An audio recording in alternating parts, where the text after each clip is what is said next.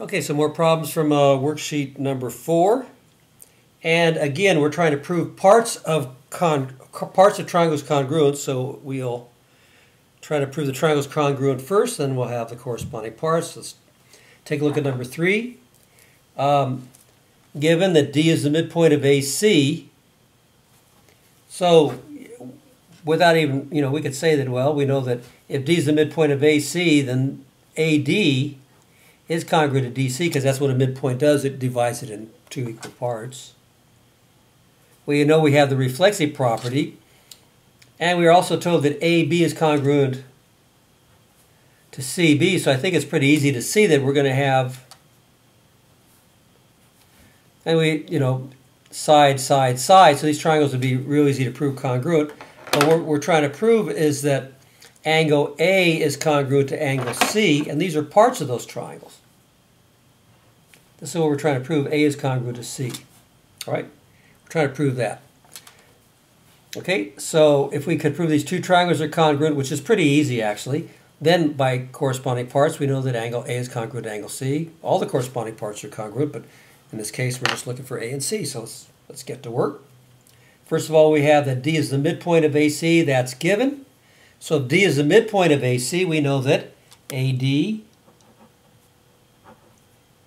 is congruent to CD, and that's because that's what a midpoint does. It divides a segment into two congruent segments. So that's the definition of a midpoint. Okay, so now I'll mark that in red now that I've officially stated it. Okay.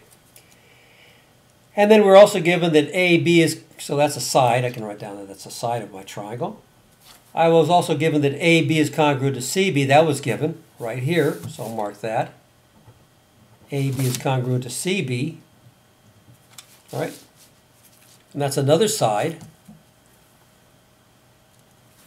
And then I have that BD is congruent to itself because that's the reflexive property. So I can say BD is congruent to BD, and those are segments, so I put marks over those, and that's the reflexive property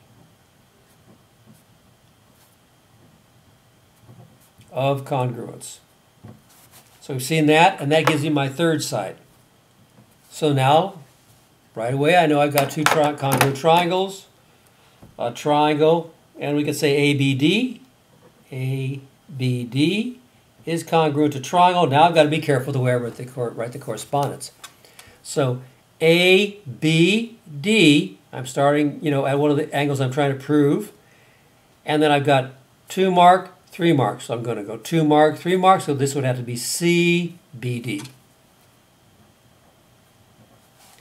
And those triangles are congruent by side, side, side.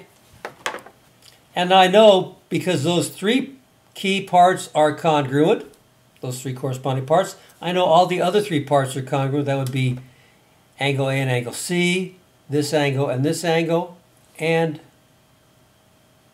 this angle and this angle. So all these other angles are congruent. Okay? So we just want angle A is congruent to angle C, so that's what we'll say. Angle A is congruent to angle C, and that again is C, P, C, T, C. Corresponding parts of congruent triangles are congruent. Okay? So hopefully this is starting to get a little bit easier for you if you're making an effort.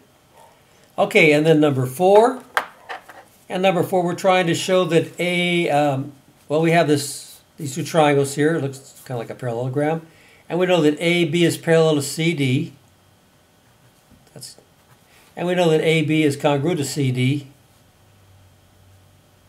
And we want to prove that AD, that's this segment here, is congruent to CB, this segment. Now we have to find the 2 triangles that these are parts of, and they're parts of these 2 triangles. So we try to show these 2 triangles are congruent, and then these parts will be congruent if they're corresponding parts of the congruent triangles. Okay, so let's get with it. First of all, we have AB is congruent to CD. AB is congruent to CD, so that would be a little mark there and a little mark there. And that's given, and that's going to give me a side. All right? Then I have, AB is parallel to CD, that's given. So you put little arrows there.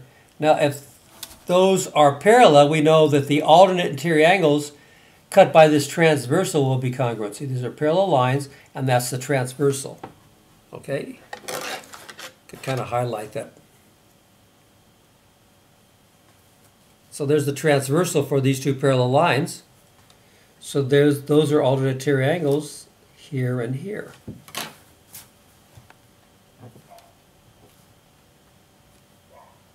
So I could say angle ABD, angle A,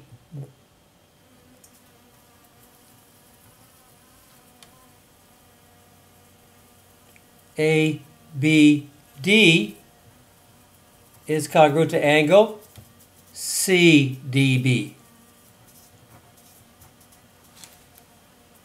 Okay?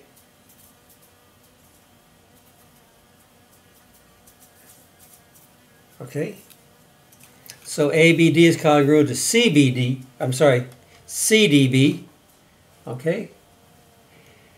And that's because of parallel lines. These are parallel lines that implies. So parallel lines imply alternate interior angles. Alternate interior angles are congruent. Okay? So parallel lines imply alternate interior angles are congruent, and that's going to give me an angle.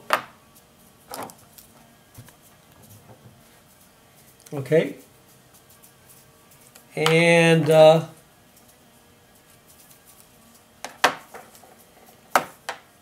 what else do I need? Oh, I've got the reflexive property, so I say BD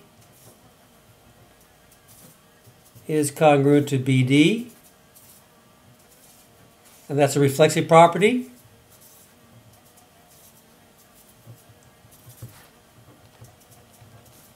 Of congruence. Okay. And that's going to give me the other side, so I'll mark that. That's going to give me the side, so I got side angle side, so now I got my two triangles are congruent. So I got triangle, and I'll just say ABD again.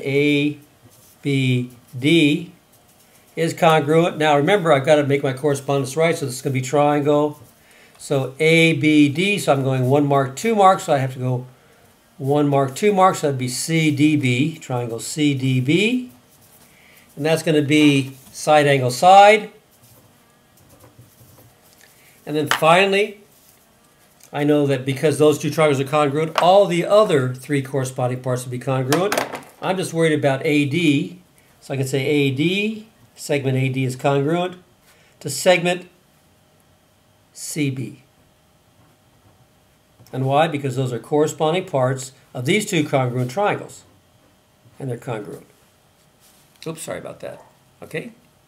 So AB. Oh, I'm sorry, that's what I was trying to prove. AD, excuse me. AD is congruent to CB.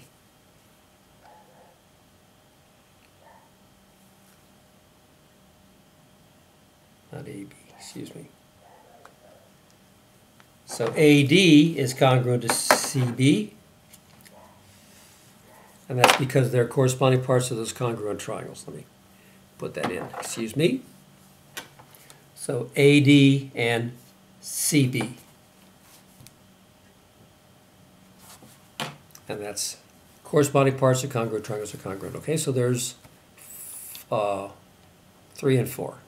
Okay, so I hope that makes sense, and I hope these are starting to work for you guys. Okay.